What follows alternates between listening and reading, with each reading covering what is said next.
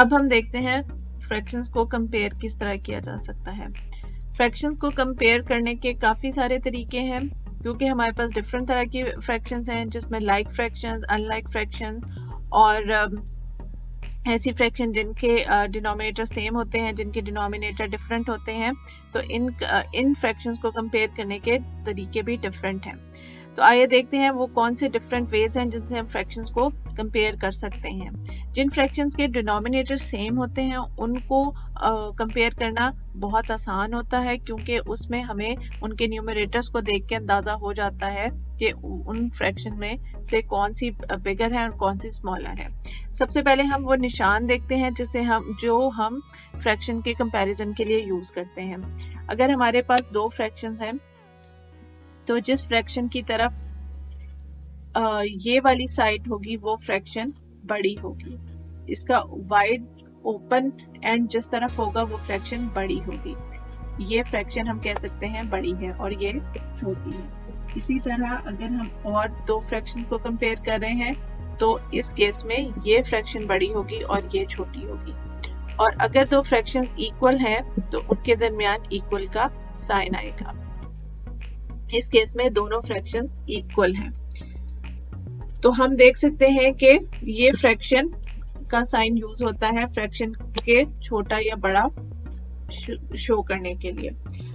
अब मेरे पास ये दो एग्जाम्पल हैं। इसमें हम देखते हैं मैंने एक सर्कल को 8 इक्वल पार्ट्स में डिवाइड किया हुआ है।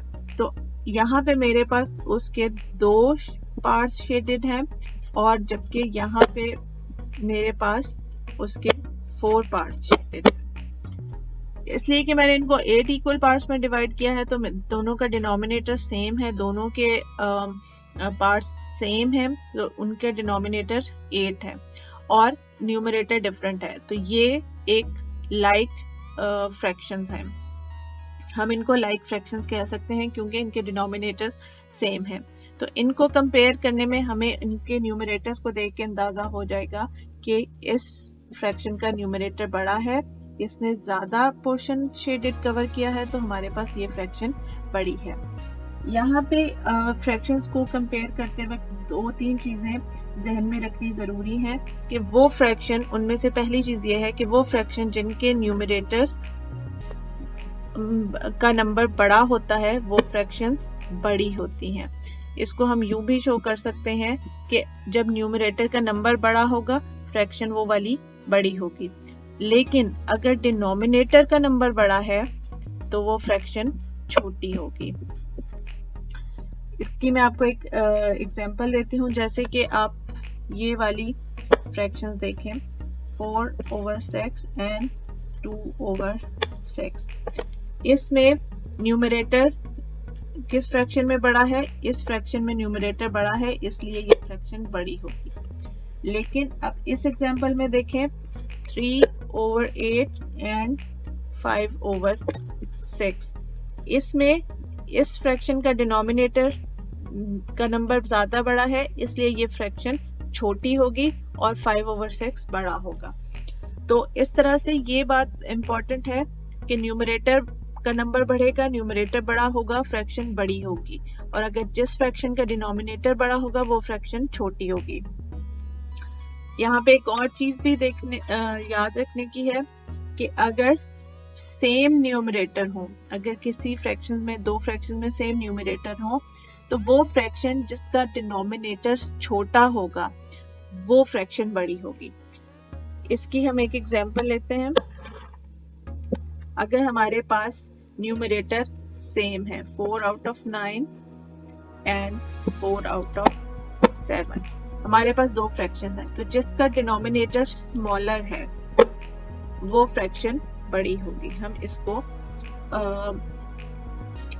उसके जरिए प्रूव कर सकते हैं। अगर हम इन दोनों फ्रैक्शंस को कन्वर्ट करें डेसिमल में, तो हम इस बात को प्रूव कर सकते हैं। हम 4 को डिवाइड करें 9 से, तो हमारे पास आएगा 0.44, एंड अगर हम 4 को डिवाइड करें 7 से, तो हमारे पास 0.57 आएगा, जो कि बड़ा है। इस तरह से ये प्रूव हो जाता है कि अगर दो फ्रैक्शंस के न्यूमरेटर सेम हो तो वो फ्रैक्शन जिसका डिनोमिनेटर छोटा होगा वो फ्रैक्शन बड़ी होगी। ये इम्पॉर्टेंट पॉइंट है, इसको आप याद रखिए। अब हम देखते हैं कि हम फ्रैक्शंस को, ऐसी फ्रैक्शन जिनके डिनोमिनेटर भी डिफरेंट हो और न्यूमरेटर भी डिफरेंट हो, हम किस तरह से कंपेयर कर सकते हैं। अब हमारे पास ये एक एग्जाम्पल है and 3/7। अब इस फ्रैक्शन में न्यूमरेटर भी डिफरेंट है एंड डिनोमिनेटर भी डिफरेंट है। हम इनको देख के अंदाजा नहीं कर सकते कि हम इनमें से कौन सी फ्रैक्शन बड़ी होगी। तो हम इसको किस तरह से कंपेयर करेंगे, हमारे पास 3 मेथड है। हम इनको या तो नंबर 1 डेसिमल में कन्वर्ट कर लेंगे,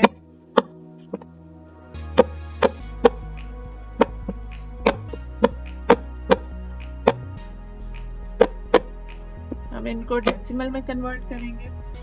नंबर 2 हम इसको इन दोनों फ्रैक्शन का कॉमन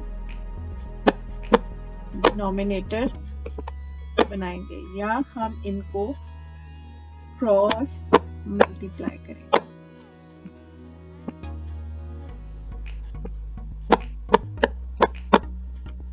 ये तीनों मेथड यूज करते हुए, इनमें से कोई भी एक मेथड यूज करते हुए हम दो फ्रैक्शंस को कंपेयर कर सकते हैं।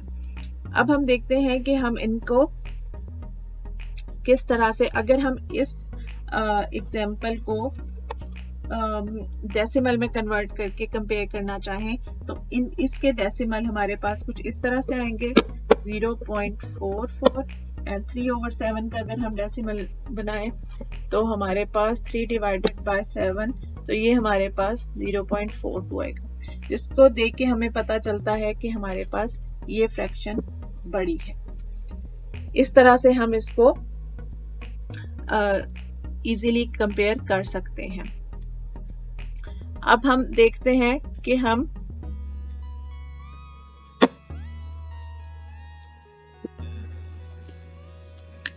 एक और एग्जांपल लेते हैं।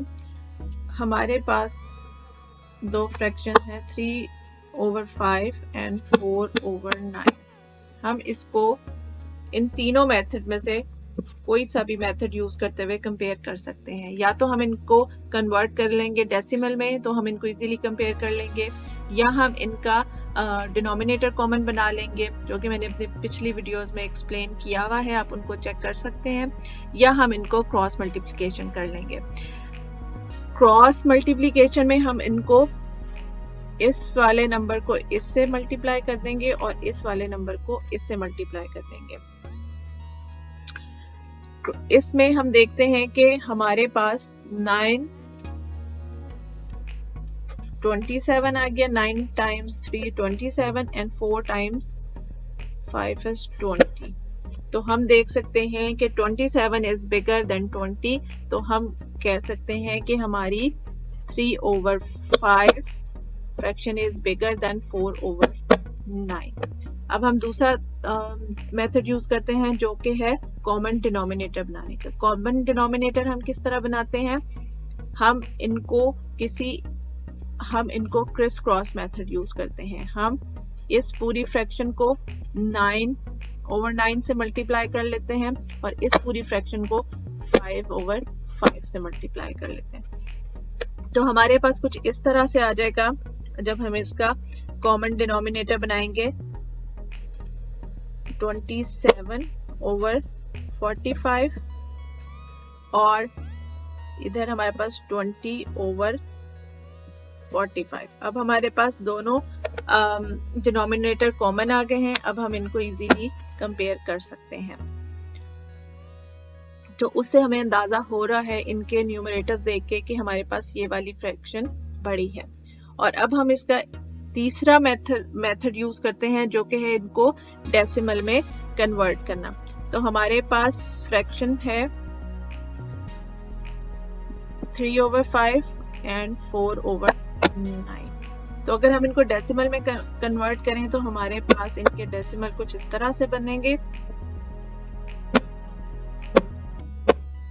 जिसको देख के हमें अंदाजा हो रहा है, हमें पता चलता है कि 0.6 इज बिगर देन 0.4, तो हम कह सकते हैं कि हमारी ये वाली फ्रैक्शन बड़ी है। तो तीनों मेथड से हमारे पास ये प्रूफ होता है कि हमारे पास कौन सी वाली फ्रैक्शन बड़ी है। 3/5 इज ग्रेटर देन 4/9। तो आप इन तीनों मेथड में से कोई सा भी मेथड यूज कर सकते हैं दो फ्रैक्शंस को कंपेयर करने के लिए। इसके अलावा वो 3 पॉइंट्स कि अगर न्यूमरेटर बड़ा हो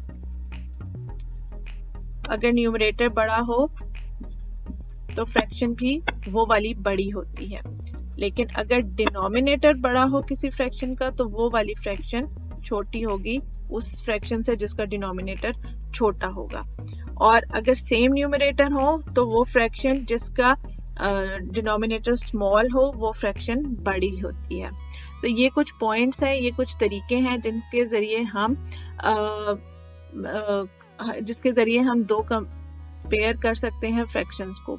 तो आप इनमें से कोई सा भी एक तरीका यूज करते हुए दो फ्रैक्शंस को कंपेयर करें और इसकी प्रैक्टिस करें, ये आपको बहुत आसान लगेगा।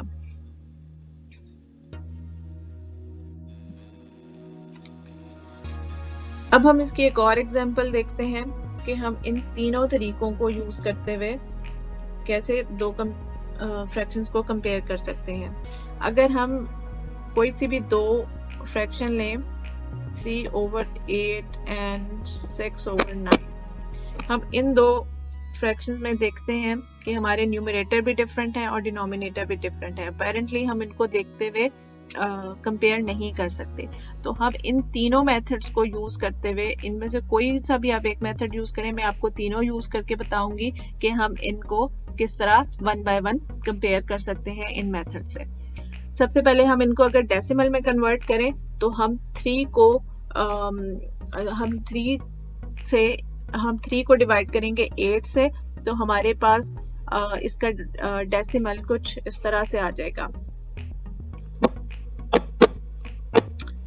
और अगर हम 6 को डिवाइड करें 9 से तो हमारे पास इसका डेसिमल कुछ इस तरह से आएगा। तो इनके डेसिमल को देख के हम बता सकते हैं कि कौन सा डेसिमल बड़ा है और कौन सी फ्रैक्शन बड़ी होगी। तो 6/9 इज बिगर देन 3/8। अगर अब हम इसको अपने सेकंड मेथड से यूज करें जो कि है मेकिंग द कॉमन डिनोमिनेटर, तो कॉमन डिनोमिनेटर बनाने के लिए हम इनको क्रिस क्रॉस में मल्टीप्लाई कर देंगे। क्रिस क्रॉस में इस तरह से कि हम इस वाली फ्रैक्शन को 9 से मल्टीप्लाई करेंगे और इस फ्रैक्शन को हम 8 से मल्टीप्लाई करेंगे, बोथ न्यूमरेटर एंड डिनोमिनेटर दोनों को। तो ये हमारे पास 27 आ जाएगा ओवर 72 और ये हमारे पास 54 ओवर 72 आ जाएगा। तो अब हमने इनके कॉमन डिनोमिनेटर अचीव कर लिया है। हमारे पास एक कॉमन डिनोमिनेटर दोनों का आ गया जो कि 72 है। अब हमारे पास इनको कंपेयर करना बहुत आसान हो गया है, तो हम इनको देख के बता सकते हैं कि 6/9 इज ग्रेटर देन 3/8। अब हमारे पास एक थर्ड मेथड है क्रॉस मल्टीप्लिकेशन का। Cross multiplication is similar to criss cross method. उसमें हम 3/8 एंड 6/9, ये हमारे पास जो दो फ्रैक्शन है, इनके इस तरह से हम इनको मल्टीप्लाई करते हैं। तो 9 हमारा 3 से मल्टीप्लाई हो जाएगा, तो ये कुछ इस तरह से आएगा। ये हमारे पास 27 आ जाएगा और